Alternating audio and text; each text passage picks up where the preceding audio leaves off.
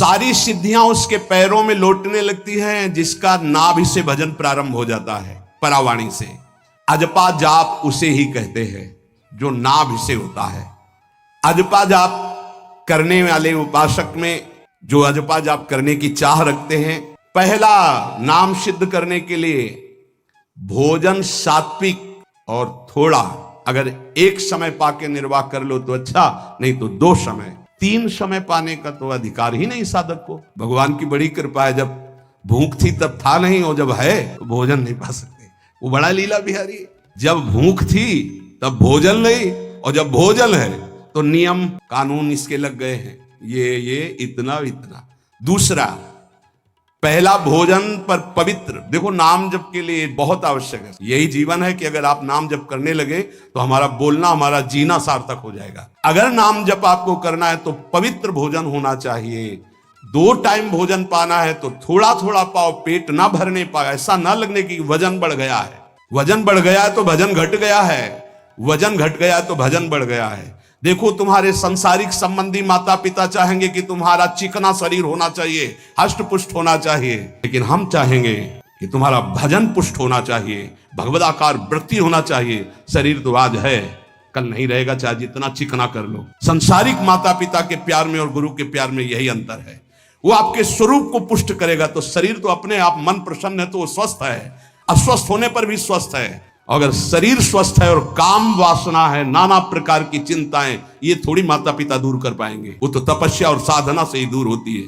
ध्यान रख लीजिए, अधिक भोजन पाना, शरीर को बहुत पुष्ट बलवान कर लेना, तो हर इंद्रियों को भोग देना पड़ेगा आपको। वो कोई तपस्वी होता है, जो तपस्वी होता है वो संयमी होता है, जो संयमी होता है उसके चर्बी नहीं होती। ध्यान रखना, युक्ताहार विहार से, प्राण पोषण के लिए केवल शरीर में अन्न जाए तब नाम में प्रीति होगी। खाते खाते अनेकों जन्म व्यतीत हो गए, वर्षों व्यतीत हो गए, अरे अब तो भजन कर लो, कहां तक खाओगे? ये नरक कुंड है, डाला विष्ठा बन गया। नींद, एक नियम बना लो कि इतना ही सोना है। पता नहीं सोने में कौन सा सुख, नींद में केवल एक बात का सुख होता है, आपका संसार का चिंतन नहीं होता, तो आप जो शांत रहते हैं वो सुख होता है, लेकिन वो तमोगुणी सुख है। अगर आप जागृत में संसार का चिंतन न होने दें और भगवत चिंतन करें तो आप महापुरुष हो जाएंगे। सो सो के जीवन क्यों बर्बाद करते हैं? एक टाइम रखिए सोने का, बस। ये कोई तुम्हारा सुख नहीं है, ये तमोगुणी सुख है। निद्रा आलस्य प्रमादोत्तम तत्तामस मुदाहृतम। और एक बात समझ लो, यद तज्ञ विषमि परिणामे अमृतोपमम, जिसमें विष जैसा शुरुआत में लगता है उसका परिणाम अमृत होता है, और जिसकी शुरुआत अमृत जैसी लगती है उसका परिणाम विष होता है। प्रातःकालीन उठ करके सत्संग में आना विष जैसा लगता है, लेकिन उठ के आ रहे हो तो इसका फल अमृत होगा। ब्रह्म मुहूर्त में सो रहे हैं, जीवन बर्बाद कर रहे हैं, अरे ब्रह्म मुहूर्त में उठिए, स्नान कीजिए और सच्चिदानंद भगवान में चित्त को जोड़िए। ये विष जैसा लगता है, परिणाम अमृत जैसा होता है। तीसरा, 24 घंटे में 1 घंटे का तो एकांतवास करना सीख ही लो, चाहे गृहस्थ हो चाहे कोई भी हो। 1 घंटे हमसे कोई बात नहीं करेगा, अपने दरवाजा बंद, थोड़ा 1 घंटे कोई ऐसा समय निकालो जिसमें चित्त को केवल श्री कृष्ण से जोड़ो, प्रियाजू से जोड़ सको। चौथा, विरक्त साधक, तकिया गद्दा, ये सब चीजें अगर लगा के सोगे तो नाम जप नहीं होगा। देखो, हितधाम में कुशासन और एक ईंट कुशासन के नीचे, सर्दी में ओढ़ने के जो हमारे कंबल थे वो आटे का बोरा बलराम जी ला के दे थे। जीवन को यदि आप कसौटी पे नहीं कसेंगे तो भजन नहीं होने वाला। अब तो शरीर रोग से ग्रसित है, आप चाहे जहां रखो चाहे जैसे रखो, प्रियाजू जाने। जब तक हमें भगवदाकार वृत्ति ना हो जाए तब तक विषयों को स्वीकार नहीं। ऐसे हैं साधक, बड़ा सुख मिलता है। एक ऐसे पड़ा हुआ है आसन, उनके कमरे में जाके देखिए, केवल आसन ही है। कितने ऐसे साधक राधा कीलकुंज में रहते हैं जिनकी चटाई केवल है, न तकिया है, न गद्दा है, न कुछ। उसी चटाई को ऐसे खड़ा कर दिया, बिछा लिया, बस उसी में पड़े, भोजन मिला पा लिया, ऐसे रह रहे हैं। कमरे में देखो जाके तो ऐसा लगेगा कि इसमें कोई रहता ही नहीं, कुछ है ही नहीं, केवल चटाई है। तकिया गद्दा विशेष विलासिता की वस्तुएं तो नाम जप नहीं होने वाला, ध्यान रखना। जहां पड़े आराम से नींद आ जाएगी, सो जाएंगे, और जब तो नींद उतनी आएगी जितनी आवश्यकता है। भजन का खजाना तिजोरी में रखें, कभी किसी से बताएं नहीं कि आपका भजन कितने माला कितना होता है। पूज्य नारायण स्वामी जी कह रहे हैं, भजन को खजाने में रखने का मतलब है लूटने वाले डाकू माया भेजती है, काम क्रोध लोभ मोह मद मत्सर आदि, और प्रिय गृहस्थ भगत आदि। कैसे प्रिय गृहस्थ? स्वामी जी अब ये सब आप ही कहा है, बहुत बीमार है, आप देखना। ठीक है, दूसरे की दुख निवृत्ति करना संत का स्वभाव होता है, पर हम जिस मार्ग के पथिक हैं, हमारा कर्तव्य है, हमारे पास हमारे प्रभु के सिवा कोई नहीं, हमारा जो कुछ है वो प्रभु हैं। ए भैया, जैसा श्री जी चाहेंगे वही सब मंगल करेंगे, ये शब्द होना चाहिए, उससे उसका भी मंगल होगा, आपकी भक्ति पुष्ट होगी।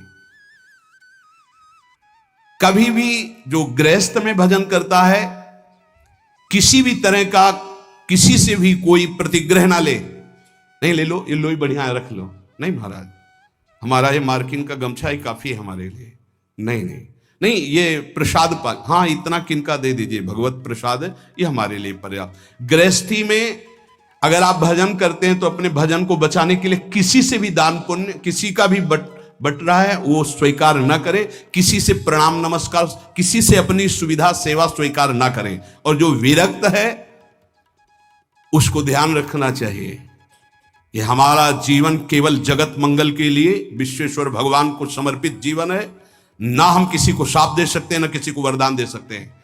सेवक स्वामी की इच्छा को देखता है, ऐसा ऐसा, हाँ प्रियाजू की जैसी इच्छा होगी वैसा, नहीं आप ऐसा नहीं, प्रियाजू का बस जबान से कभी ना किसी के प्रति शाप का, और ना हरिराम व्यास जी ने कहा है कि शाप और वरदान हमारी क्षमा, हमारे स्वामी की, तो हमें हर बार में यही बोलना है, जैसी प्रियाजू की इच्छा, जैसी श्यामाजू की इच्छा। नहीं आप कुछ कह दीजिए राधा राधा राधा, नहीं कैसे मंगल होगा, आशीर्वाद दीजिए राधा राधा राधा, बहुत संभाल के। महात्माओं को इस बात में सावधान रखना चाहिए कि ये माया ममता का रूप धारण करके तुम्हारी तिजोरी को खाली कर देगी। खजाना लूटने के लिए माया बहुत अनुभवी महापुरुष है, सेवक के रूप में आती है, खास सेवक बनकर। आज तक जहां दगा हुआ है तो खास से हुआ है। जब वृक्ष कटने लगे तो आपस में बात की, भाई ऐसा कौन आ गया जो हमें काट सकता है? बोले हमारा कोई मिल गया। तो कुल्हाड़ में जो बेंट है ना, बोले मिल गया कोई हमारा। खास बन करके आती है माया, सेवक सेविका रूप लेके। बहुत अनुभव की बात महापुरुषों की, मान लीजिए विरक्त जनों के लिए खास बात है। सेवक सेविका रूप रख करके माया आएगी। इसके बाद अगर आपने स्वीकार किया, फिर तुम सेवक होगे, वो स्वामी होगी। समझ रहे हो? बहुत अंदर से इस बात को समझ लीजिए। अगर आपको भगवत प्राप्ति करनी है तो जब तक शरीर में श्वास रहे, सेवा मत स्वीकार करना किसी की। कपड़ा धुलाना, खाना पीना, भीख मांग के खाओ, भिक्षा अन्न, या आकाशवृत्ति से जियो। जैसे मनाओ, ना कपड़ा धो पाओ तो उतने पहनो जितना धो पाओ। किसी को अपनी सेवा में प्रवेश मत होने दो। अपने शरीर की सेवा, अपने जीवन की सेवा जब तक श्वास है तब तक स्वयं करो, नहीं तो तब लग जोगी जगत गुरु, जब लग रहे निराश, जब आशा मन में भई जग गुरु और जोगी दास। इसलिए होश में परमार्थ के पथिक को कभी किसी की सेवा नहीं लेनी चाहिए, कभी किसी को सेवक नहीं बनाना चाहिए। भगवत भाव से नेकी कर दरिया में डाल, उपदेश दे दिया, चल अपने मार्ग में।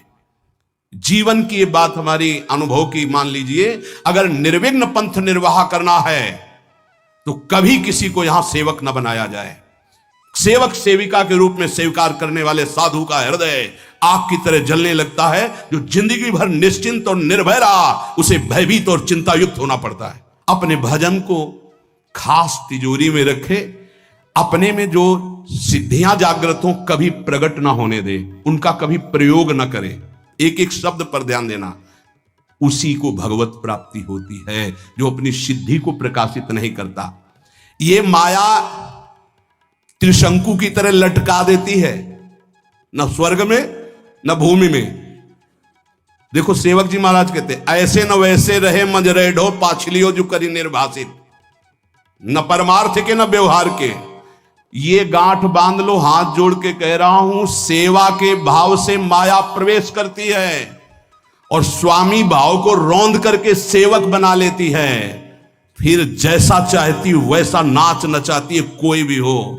इसलिए होश में, यदि भगवत मार्ग में चले हो तो कष्ट सहो, शरीर की स्वयं सेवा करो। सौभाग्य मत मनाओ कि कोई तुम्हारी सेवा कर रहा है, दुर्भाग्य है जो तुम सेवा ले रहे हो।